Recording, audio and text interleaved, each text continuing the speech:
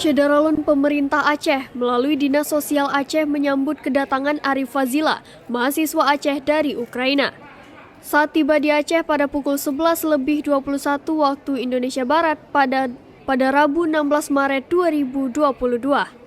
Arif Fazila merupakan mahasiswa kedokteran asal Gampong Rambong, Menasahcot, Kecamatan Mutiara Timur, Pidi. Sebelum kembali ke Aceh, Arif Fazila menjalani karantina bersama 79 warga negara Indonesia atau WNI lainnya di Jakarta. Dari Banda Aceh, Henry, Serambi On TV.